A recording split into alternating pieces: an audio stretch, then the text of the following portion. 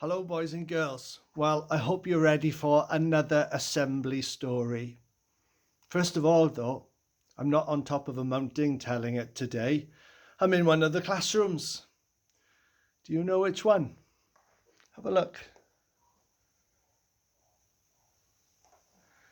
Have you worked it out yet? Well, some of you will have got the right answer. I'm in Mrs. Conway's class. Do you know what a brave person looks like? Try to imagine that for a moment. Someone who is brave. What picture have you got in your mind? Do you have a soldier? Or maybe a policeman or a policewoman? Are you thinking of maybe a child that's fallen on the yard and is quietly nursing a cut knee? What's a brave person look like? Well, I'm going to tell you a story about someone who, throughout her life, was really, really brave.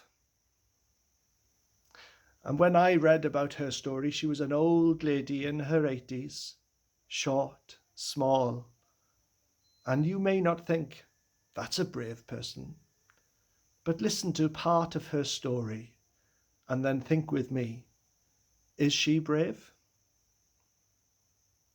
This story happens in the country of Germany, way back during the Second World War, when lots of countries in Europe and across the world were fighting against one another, mostly against the country of Germany. Corrie and her sister Betsy were adults, and they had been helping people who were being cruelly treated, the Jews. They'd been hiding Jews in their house. Their father was a watchmaker, and they had some extra rooms, and they covered up the rooms, and any of the villagers that were Jews, they would hide in those rooms so that the Germans couldn't get to them. But in the end, they were found out, and the authorities came and they arrested them and soon packed them off and sent them away. Corrie managed to stay with her sister Betsy, who wasn't very well.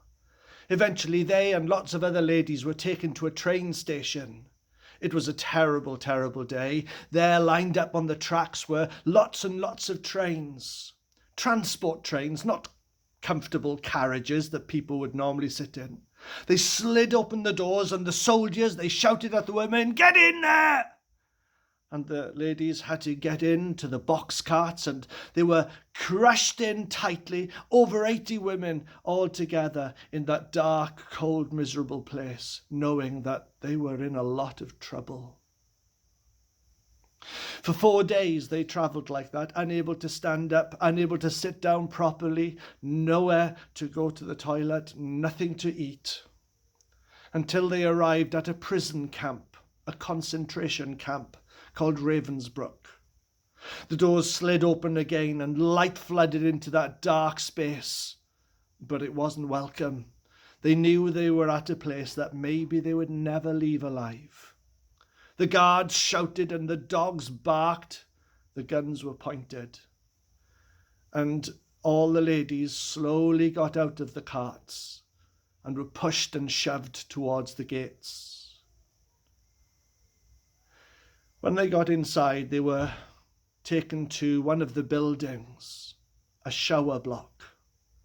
And all the women were told by the guards to take off their clothes. They had to shower. It was very embarrassing, but they were frightened. They covered themselves up as best they could.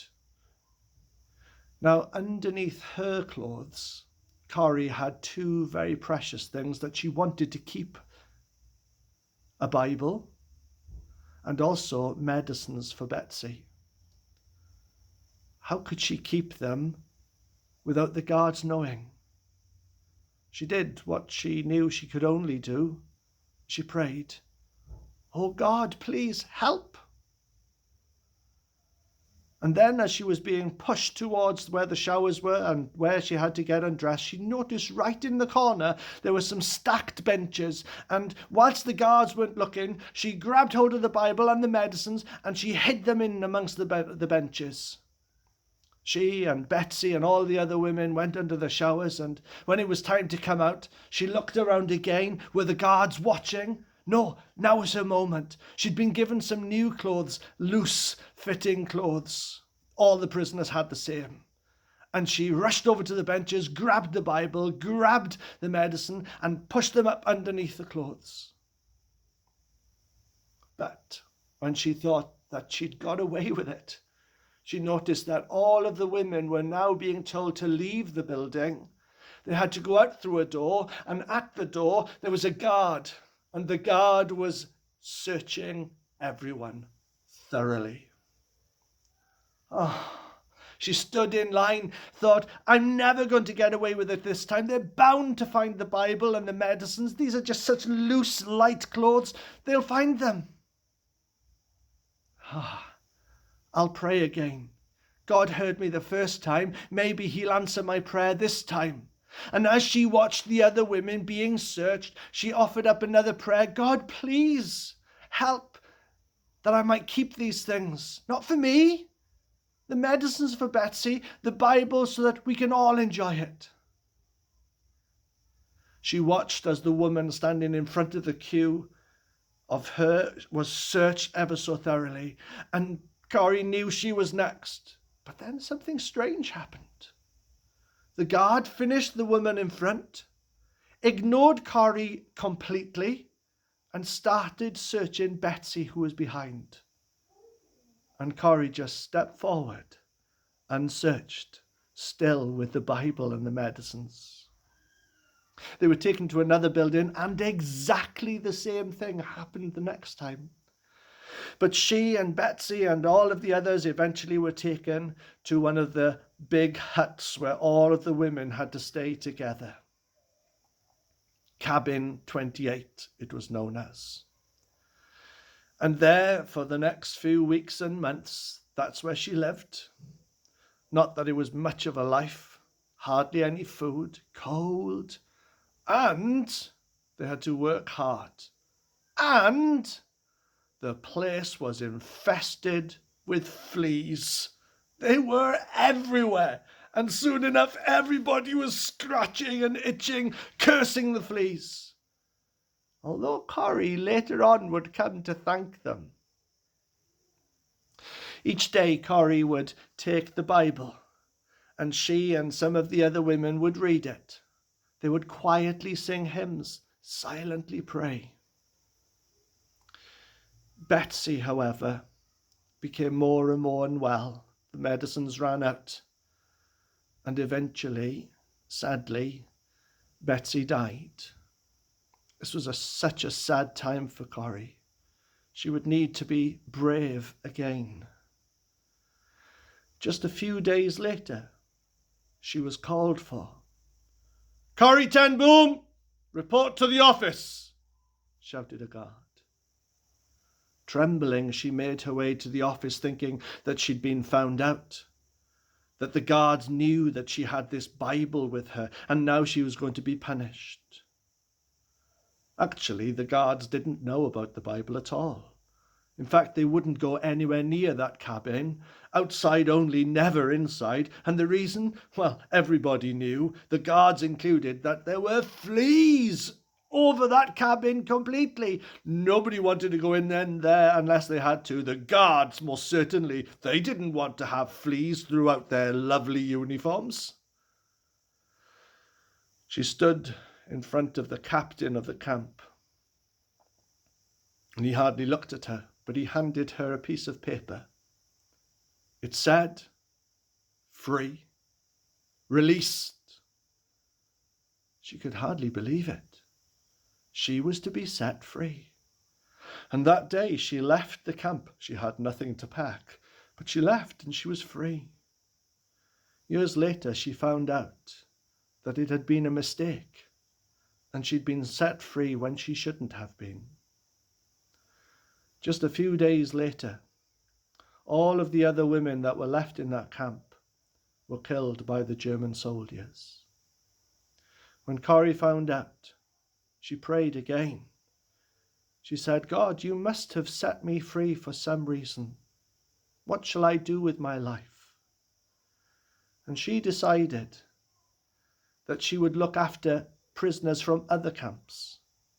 She would build homes for them, take care of them, help them with all of their difficulties. She would go across all of Europe after the war, telling people of her experience, telling people of her faith in God and how God had answered her prayers. On one occasion, when she was much, much older, years after the camps, she was telling her story in a church in Germany.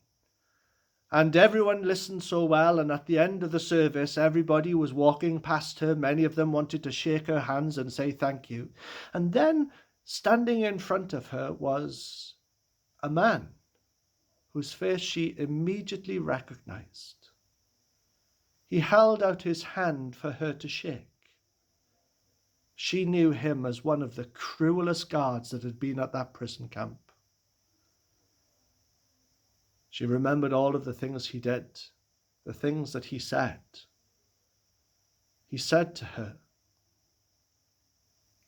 I'm sorry for what I did. I'm a Christian now. God has forgiven me. But can you, Corrie, forgive me? Inside, she was screaming, no, how can I?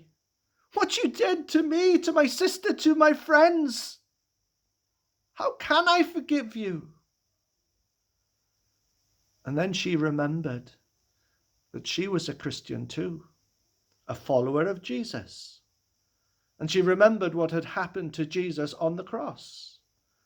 When people were being cruel to him, he cried out, Father, forgive them, for they don't know what they are doing. And she realized that if Jesus forgave them and her, that she had to forgive too. And slowly she put out her hand and she grabbed that man's hand and shook it and said to him, I do forgive you.